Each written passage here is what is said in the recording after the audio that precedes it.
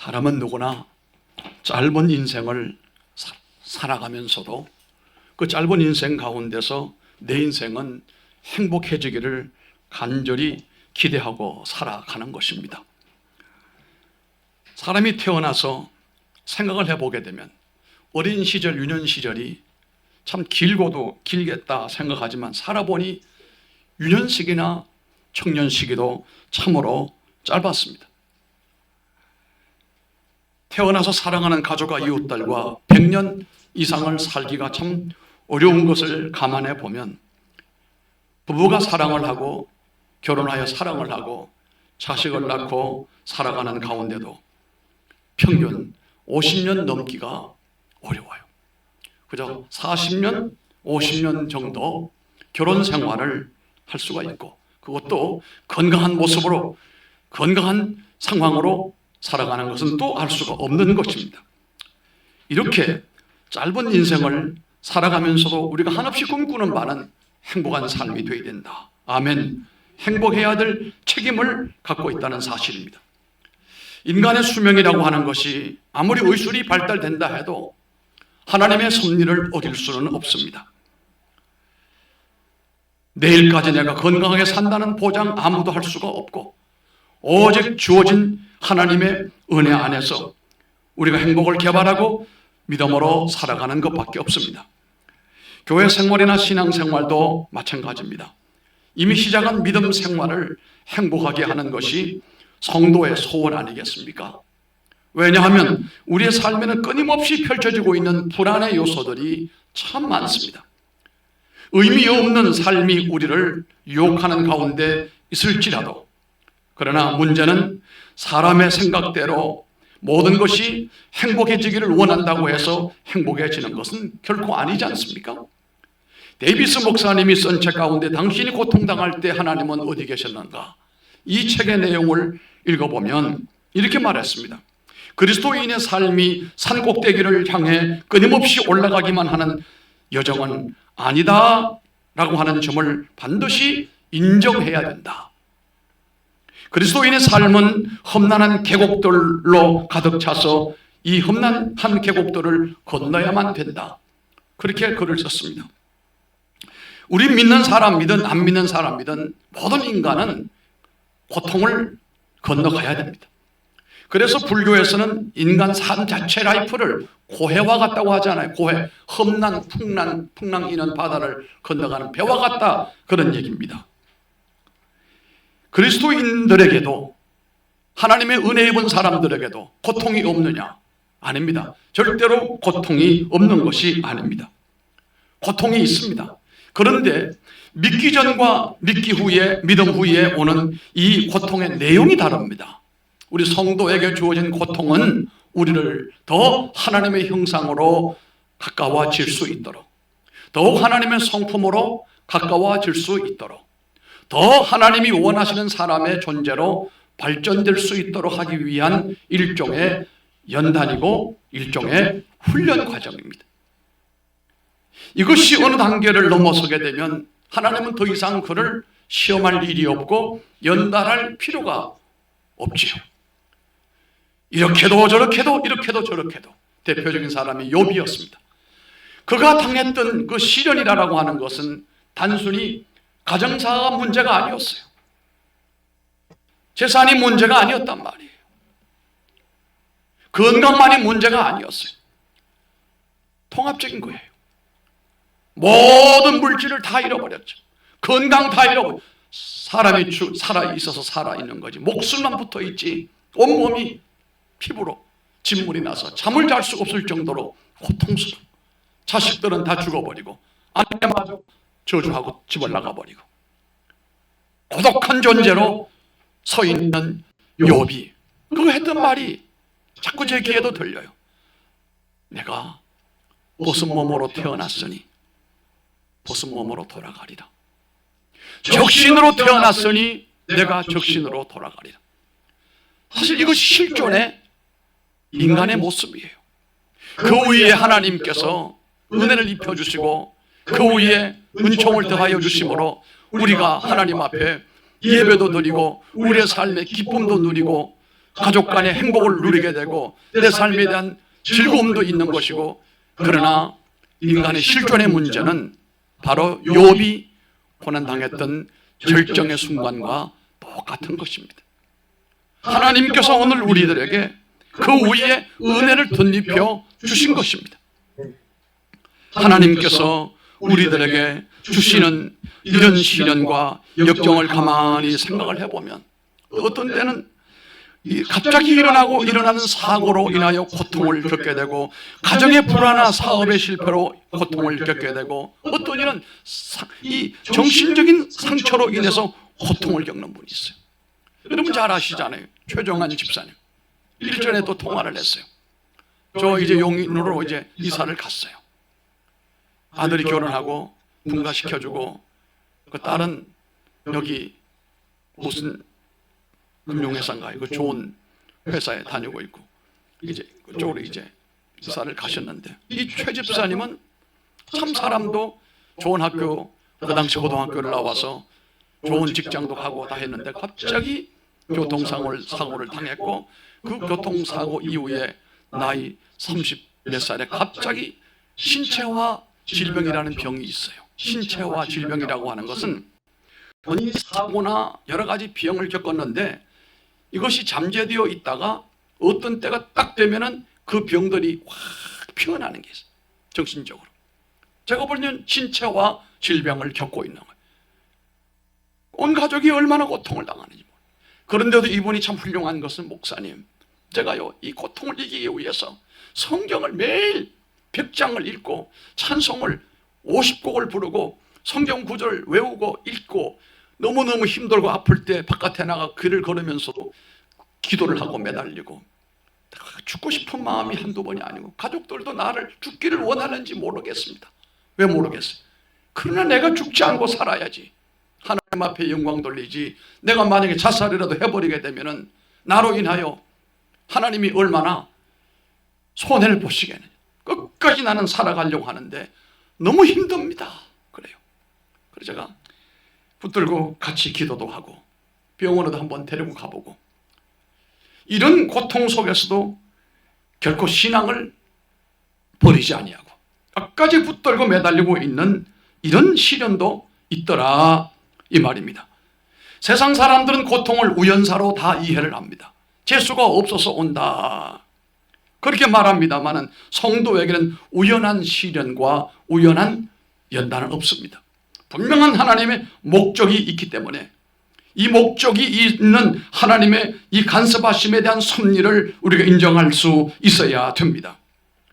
설사 사람의 보기에는 잘못된 것 같지만 하나님께서는 실수가 없다 때문에, 어떤 고통이 와도 시련이 와도 성도는 원망하지 말아야 될 것은, 그 사건, 그 고통, 그 시험을 통하여 하나님의 뜻을 찾고 하나님의 계획을 찾고, 하나님이 확실히 여러 가지 목적을 가지고 역사하신다는 사실을 알게 될 수가 있게 하실 것입니다. 그러므로 우리가 행복한 삶을 살기 위하여 애쓰지만 실제로 우리의 삶에는 행복보다는 불행스러운 일들이 이 아래는 해 아래서 많이 경험하게 된다는 사실입니다. 문제는 우리 그리스도인들이 이 시련과 어려움을 통하여 하나님의 말씀을 귀로 들을 수가 있고 하나님의 역사를 눈으로 볼 수가 있으면 참 좋겠어요. 그게 바로 욥이 했던 말이에요. 이전에 내가 하나님을 귀로만 들었는데, 이 귀에 하나님의 말씀이 들리지 않는 사람 많아요.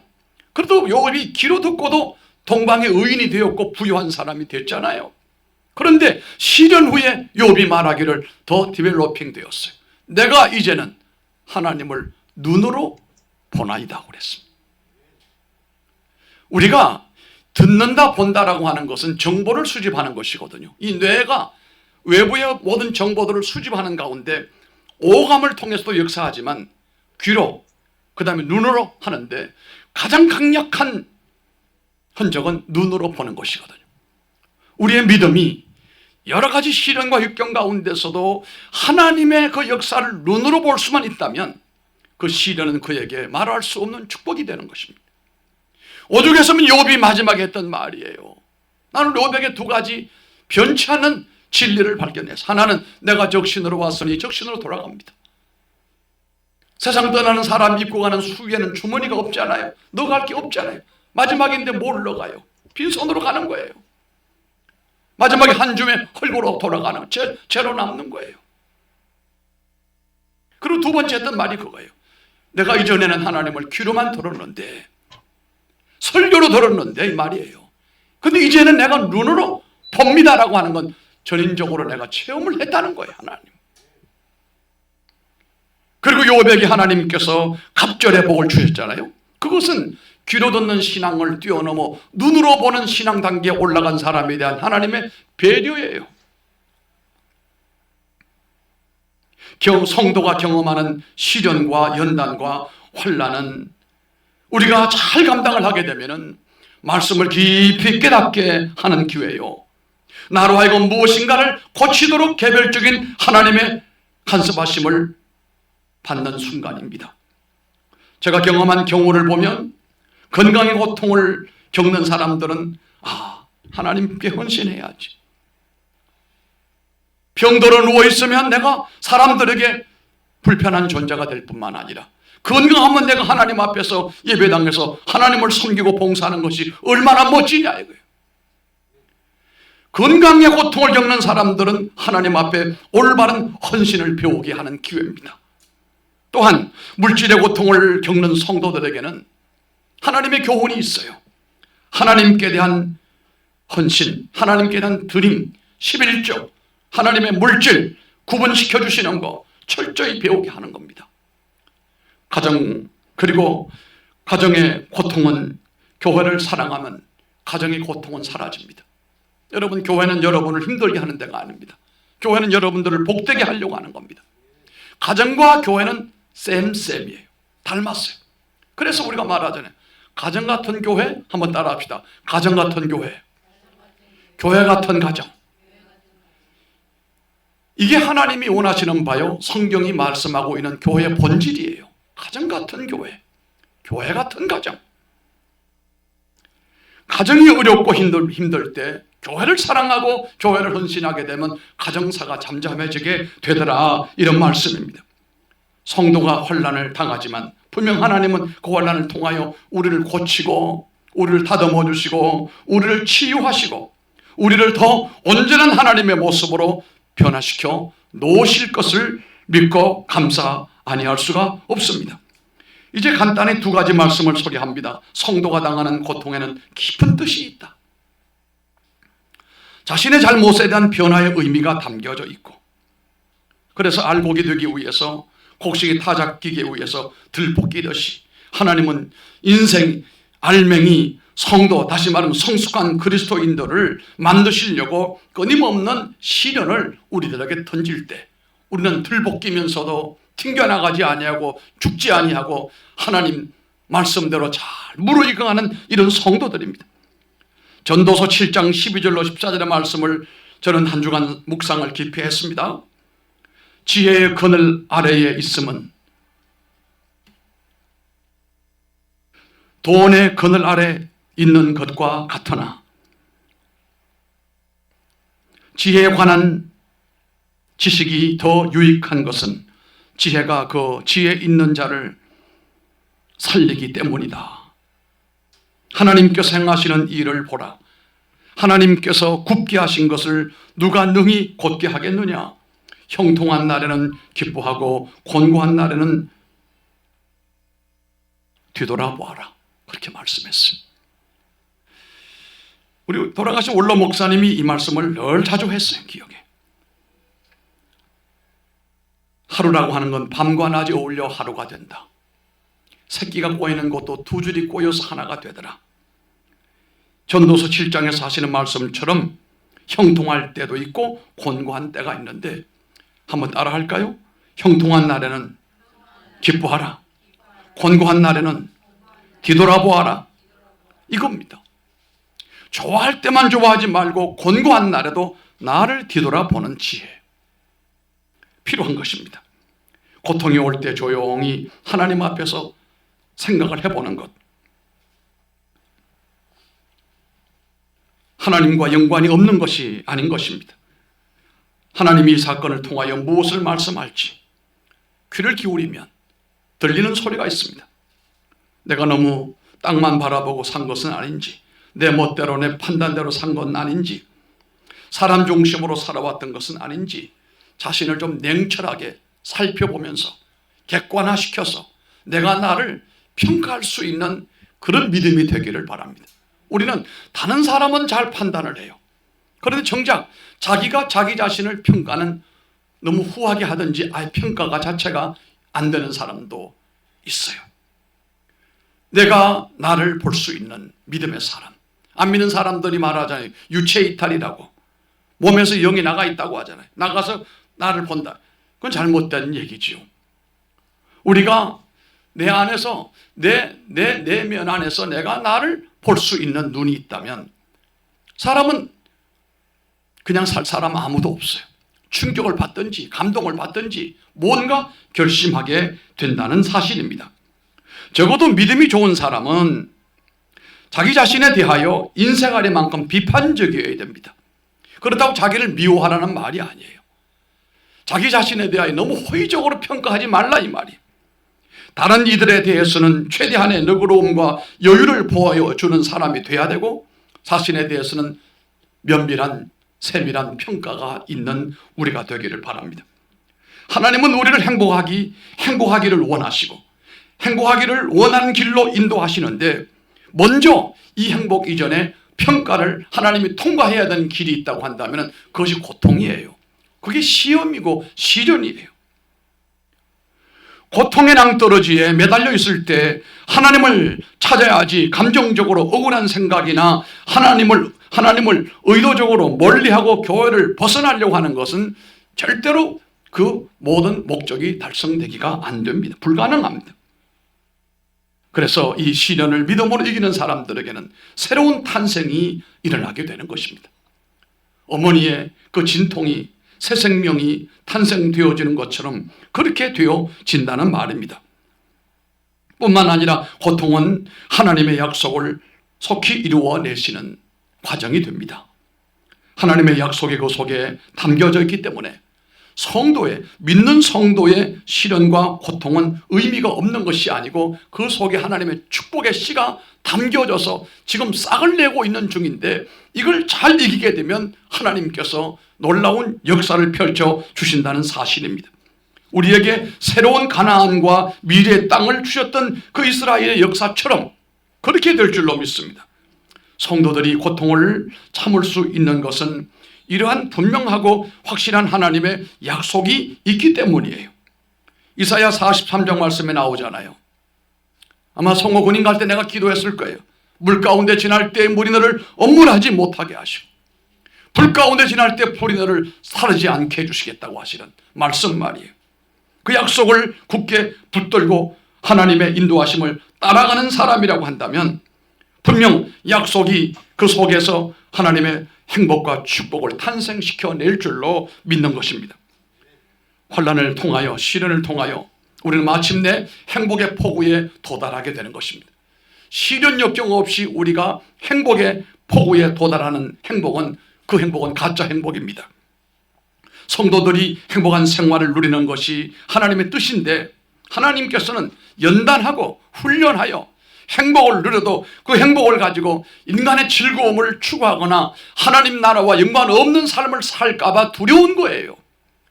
하나님이 우리 손에 무엇을 주시고 우리 손에 쥐어주실 때에 이걸 가지고 어떻게 살 것인가가 하나님의 고민이에요.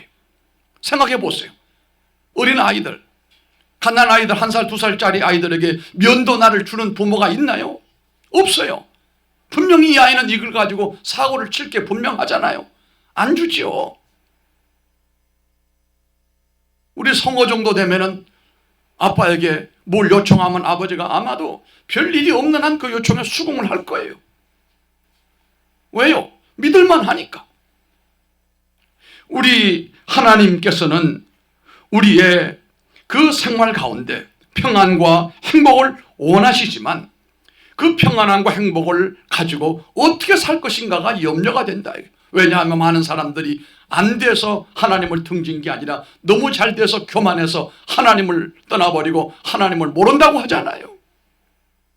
우리가 지금 4만 불 이상 올라갔어요.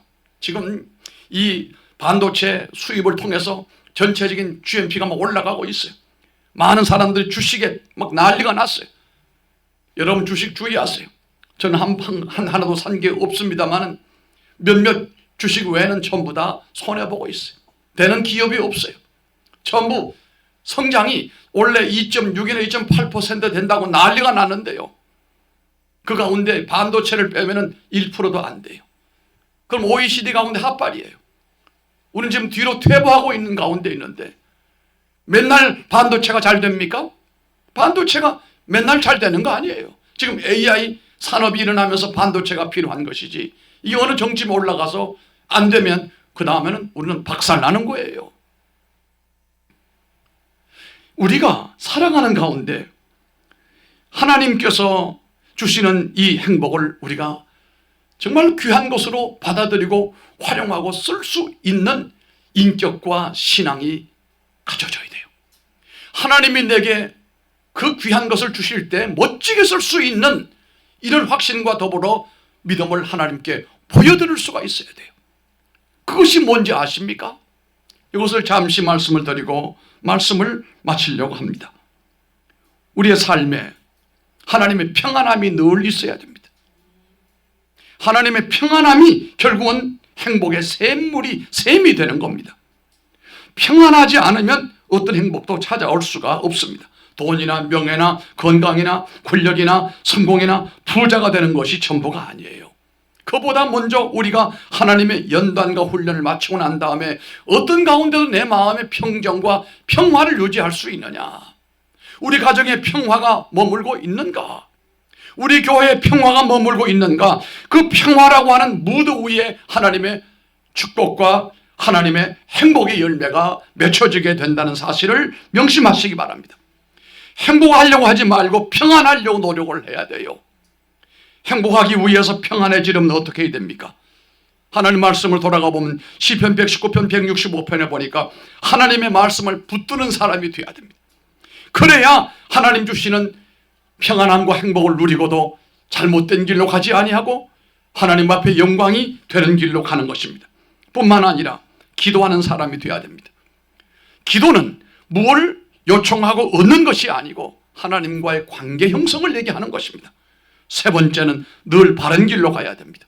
창세기 잠언 10장 9절 말씀에 바른 길로 행하는 자는 걸음이 평안하느니와 굽은 길로 행하는 자는 덜어나느니라 말씀했습니다.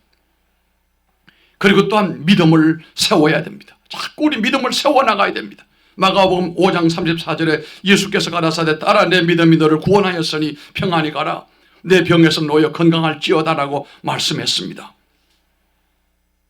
이렇듯이 우리의 믿음의 삶이 하나님의 피스, 하나님의 그 평화, 하나님의 그 나라가 우리 마음에 늘 평안을 누릴 때에 그곳에 행복이라고 하는 열매가 맺혀지게 되고 결과가 이루어지게 된다는 것을 믿으시기 바랍니다. 어떤 경우 이럴지라도 여러분의 마음에 이 평화를 놓치지 않기를 바랍니다. 오늘날 현대인들을 위협하는 병이 잘 아시죠?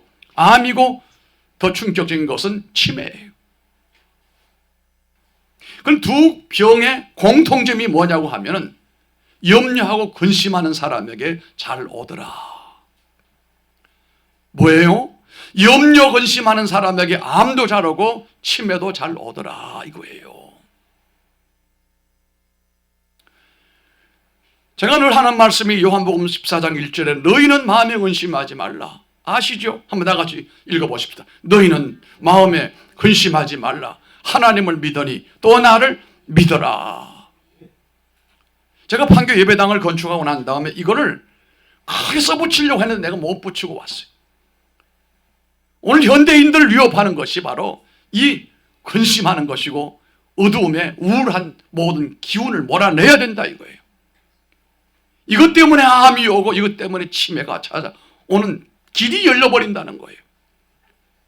여러분들 어떤 경우에도 어떤 환경 가운데서도 기쁨을 자꾸 일으키시고 그리고 평화의 마음을 평안한 마음을 회복하고 그 때문에 용을 내고 성을 내고 악마화되어져 가는 거예요. 이용당하는 거예요. 고작 그것 갖고 뭘 가지고 그걸 가지고 그래. 그럼에도 불구하고 아무것도 아닌 것처럼 평화를 유지하고 평화를 간직하게 되면 거기에 행복이라고 하는 열매가 맺혀지게 된다는 사실입니다. 여러분, 행복하게 사시길 원합니다. 그러나 먼저 하나님은 여러분들을 연단을 통과하게 하십니다. 그래야 세상의 영향에 의해서 변절되지 않고 그 행복을 가지고 멋지게 하나님 앞에 마무리를 잘할 수가 있기 때문입니다. 잘못된 행복에 속지 않고 쾌락과 만족으로 실패하지 않기를 바랍니다. 행복은 믿음으로 만들어지는 행복이 최고 좋은 행복입니다. 얼마 전에 제가 말씀드렸죠. 요 앞에 복권집이 있는데 한 번은 거기 내가 한 30분 차를 대놓고 기다렸어. 이야, 그런데요, 사람들이 끊어지지 않아. 계속 들락달락 달락하는. 내가 두 번째는 그 사람들 들어갈 때와 나올 때 표정을 열심히 봤어요. 저는 그런 걸 잘해요. 달라요. 들어갈 때는 아무런 표정이 없이 들어가요. 나올 때는 얼굴이 환해서 나와요. 헛된 기대감에 부풀어서 나오는 걸 보았어요. 그거 안 되는 것도 알면서 그 다음 주 또 그렇게 하는 거예요. 그러다가 뭐 그냥 하나 걸려들게 되면 크게 된 줄 알지만 그 속는 겁니다. 그게 우리가 주시는 하나님의 행복을 쾌락의 도구로 쓰거나 타락의 도구로 쓸까봐 하나님이 고민하시는 거예요. 그러나 하나님이 주신 이 행복을 우리가 멋지게 사용을 하게 되면 하나님은 그 다음 세대도 복을 더하여 주실 줄로 믿습니다. 오늘부터 행복을 캐는 삶이 되고 믿음의 사람들이 그러했던 것처럼 이 세상에서 가장 행복한 사람이 되시고 그 행복을 나누어주는 사람들이 되시기를 바랍니다. 2타는 오후에 또 말씀을 드리겠습니다. 기도하겠습니다.